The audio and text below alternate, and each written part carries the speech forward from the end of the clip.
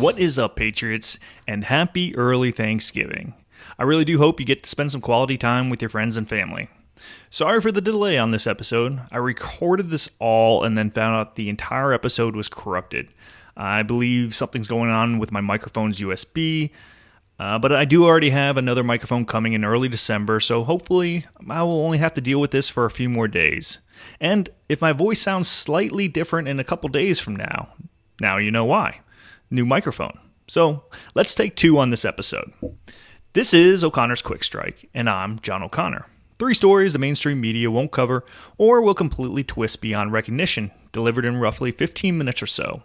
No fluff, no BS, no filler. Just the unvarnished truth peppered with my own take on what's really going on. And we do this every Monday, Wednesday, and Friday. And as always, if you haven't already, go ahead and just tap that like, subscribe, and or follow button.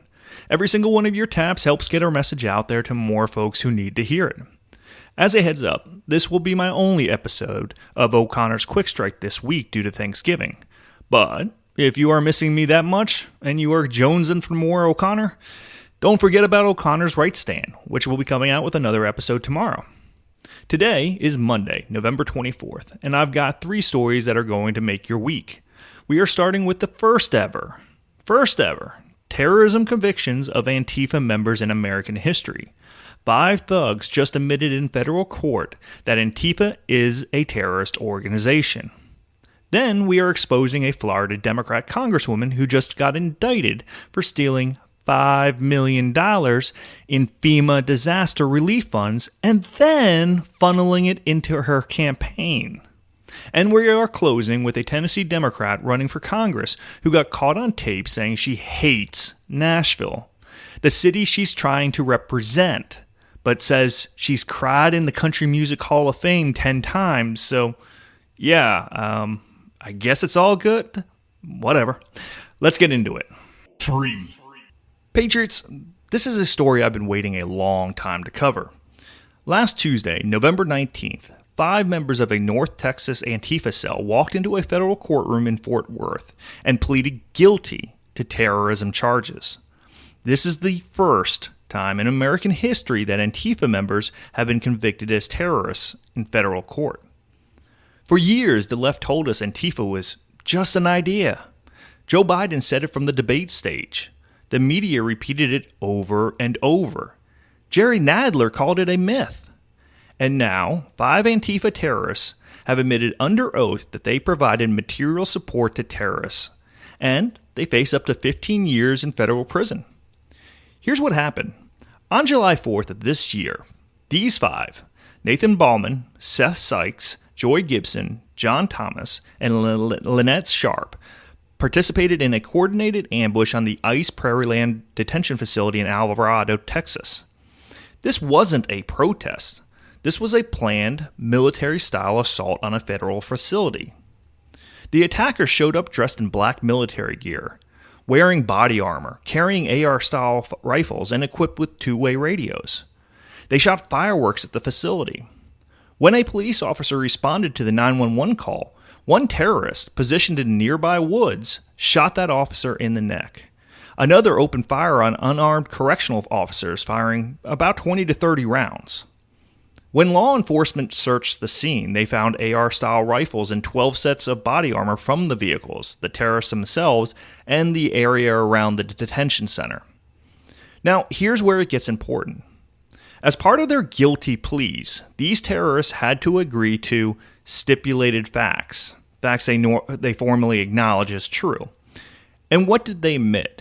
They admitted they planned with others to provide resources and personnel, knowing and intending that they would be used to carry out acts of terrorism. But here's the bombshell. One stipulated fact reads, Antifa is a militant enterprise that advocates insurrection and violence to affect the policy and conduct of the U.S. government by intimidation and coercion. These defendants agreed to that statement. The FBI and federal prosecutors now have legal precedent that Antifa is an organized domestic terrorist network. During the plea hearing, U.S. Magistrate Judge Jeffrey Curtin asked if they had ailments preventing them from understanding the proceedings. 2 claimed depression, 1 claimed bipolar disorder, 2 claimed ADHD. The judge found them competent and accepted their guilty pleas. These 5 will be sentenced on March 12th. Each faces up to 15 years in federal prison. But it doesn't end there. Just days before these 5 pleaded guilty, a federal grand jury indicted 9 additional North Texas Antifa cell operatives. 7 more were charged for related offenses, including attempted murder of federal officers. Acting U.S. Attorney Nancy E. Larson said, "This is the first indictment in the country against a group of violent Antifa cell members. The charges address the vicious attack perpetrated by an anti-ICE, anti-law enforcement, anti-government anarchist group. I applaud the tenacious work of the FBI, ICE, and our partners. We are firm in our resolve to protect our law enforcement officers and federal facilities against organized domestic terrorist cells." For years, Antifa rioted, burned cities, and attacked law enforcement with almost no consequences. The media covered for them. Democrat politicians bailed them out. Not anymore. President Trump designated Antifa as a domestic terrorist organization back in September, and now we are starting to see the results. The left can't gaslight us anymore. Antifa is real. Antifa is organized. And Antifa is a terrorist threat. 2. Now, let's talk about good old-fashioned Democrat corruption. Last Tuesday, the Justice Department announced federal charges against Florida Congresswoman Sheila Cherfilus-McCormick. She's accused of stealing $5 million in FEMA disaster relief funds and then funneling that money into her congressional campaign. She faces up to 53 years in federal prison. Here's the scheme, according to prosecutors. In 2021, Sheila and her brother Edwin worked on a staffing contract funded by FEMA for COVID-19 vaccinations. The contract had ties to her family company, Trinity Healthcare Services. This is FEMA money, federal disaster relief funds meant to help Americans during a pandemic. But prosecutors say a substantial portion of those funds were distributed to her friends and relatives, who then donated to her 2022 congressional campaign. Let me break this down. She took FEMA money, your tax dollars meant for pandemic relief. She gave it to friends and family. They then donated it to her campaign. That's money laundering. Sheila won a special election back in 2022 to fill a vacant Democratic seat with 72.3% of the vote. In 2024, she ran uncontested. She's been serving in Congress for 3 years while federal prosecutors quietly built this case. The charges include wire fraud, conspiracy, and campaign finance violations. If convicted on all counts, again, she's looking at more than 50 years in prison. House Minority Leader Hakeem Jeffries announced she had resigned from her leadership position on a House Foreign Affairs subcommittee while the matter is ongoing. But he's not calling for her to resign from Congress. He's just hoping nobody pays attention. According to Democrat caucus rules, any indicted lawmaker must step down from leadership positions. So Jeffries didn't have a choice. This is a pattern with Democrats. How many times have we seen them use disaster relief as a personal piggy bank? How many times have we seen them funnel taxpayer money to their cronies and campaigns? Remember, this is the same party that spent years accusing Trump of corruption while literally stealing FEMA money meant for pandemic relief. And here's the kicker. Sheila is up for re-election next year. She was planning to run again. Now she's facing 53 years in federal prison. The fact that federal prosecutors felt confident enough to indict a sitting member of Congress tells you they've got solid evidence. You don't bring these charges unless you can prove them. This is the swamp. This is exactly what Trump ran against. Politicians using their positions to enrich themselves, stealing from disaster relief funds, and using taxpayer money to finance their campaigns. And the mainstream media? For the most part, crickets. They are barely covering this story.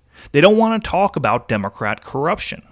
But we're going to keep shining a light on it, because the American people deserve to know when their elected officials are stealing FEMA money. 1. Finally, let's talk about a story that perfectly captures the absolute disconnect between progressive Democrats and the communities they claim to represent. 4 hours west of me, Tennessee's 7th Congressional District is holding a special election on December 2nd. That's next Monday, just over a week away, to fill the seat left vacant when Republican Congressman Mark Green resigned back in July. The race is between Matt Van Epps, a Trump-endorsed Republican, West Point graduate, and combat helicopter pilot, and Aftyn Behn, a progressive Democrat state representative who apparently hates everything about the place she wants to represent. Last week, a 2020 podcast clip resurfaced where Behn, who was one of the hosts, went on an absolute tirade about Nashville. And I mean, she left it all out there. Here's what she said, and I quote, "I have been heavily involved with the Nashville mayoral race because I hate the city. I hate the bachelorettes. I hate the pedal taverns. I hate country music. I hate all of the things that make Nashville apparently an it city to the rest of the country. But I hate it." Let me say that again. I hate the city. Those were her exact words. She's running to represent Nashville in Congress, and she openly admits she hates the city. But it gets better. She went on to mock the tourists who pump millions of dollars into the Nashville economy. She said she's the girl at the airport rolling her eyes at the bachelorettes in their matching pink shirts who are excited about visiting Nashville. She literally mocked people for being happy to visit the city she wants to represent. So let me get this straight. You hate the city. You hate the music industry that made Nashville famous. You hate the tourism that employs thousands of people. You hate the bachelorettes who spend money at local businesses. But you want Nashville voters to send you to Washington to represent them? Make it make sense to me, please. Now, this clip went viral last Wednesday and Thursday. Conservative media jumped all over it. The RNC posted it. Fox News covered it. And suddenly, Aftyn Behn had a problem on her hands with early voting already underway. So, what did she do? She made a response video on Thursday, November 21st, and folks, this might be the worst political backpedaling I've ever seen.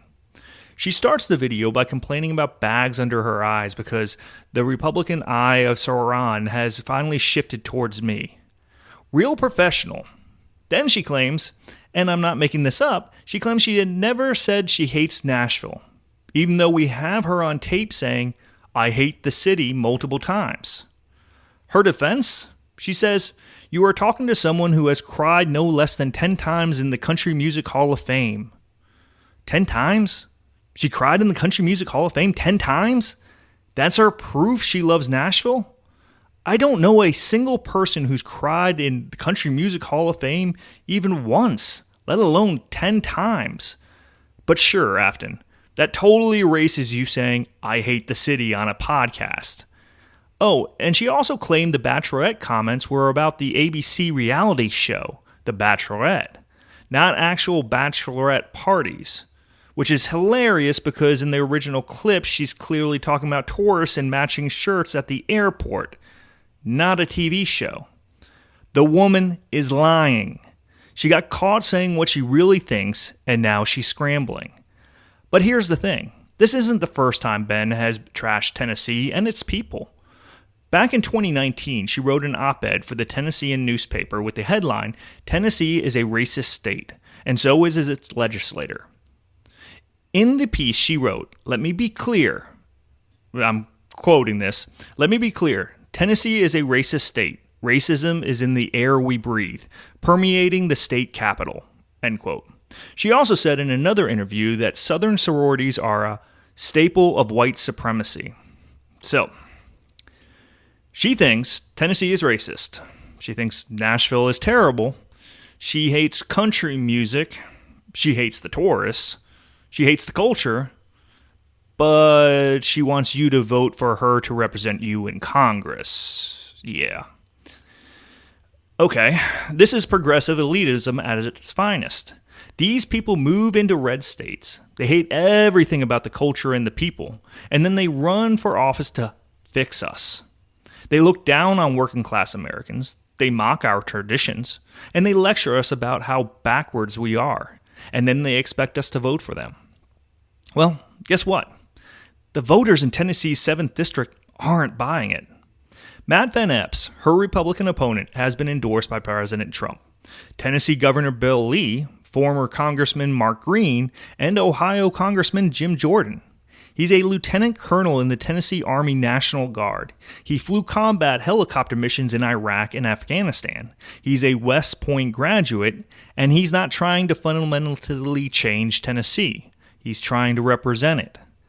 The 7th Congressional District went for Trump by 22 points last year. Mark Green won it by 21 points. This is deep red territory.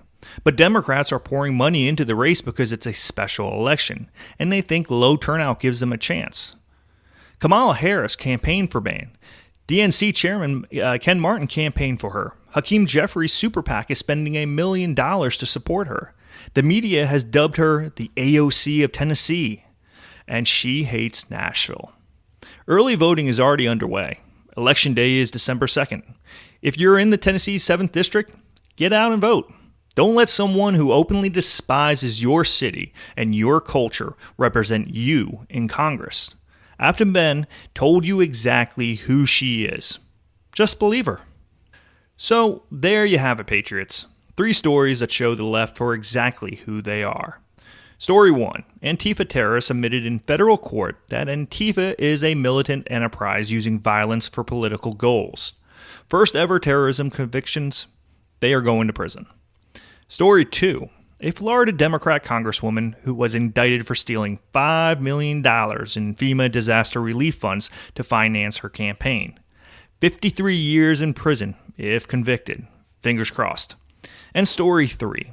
A Tennessee Democrat running for Congress got caught on tape saying she hates Nashville, hates country music, hates the tourists, hates everything about the city, but expects voters to send her to Washington.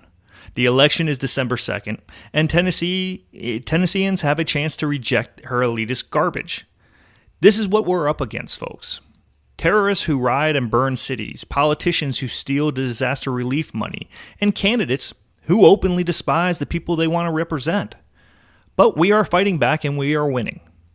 So, if you haven't already, follow me on X at O'Connor Podcasts. Check out my other podcast, O'Connor's Right Stand, for deep dives on the issues that matter. We drop episodes usually every Tuesday and Thursday.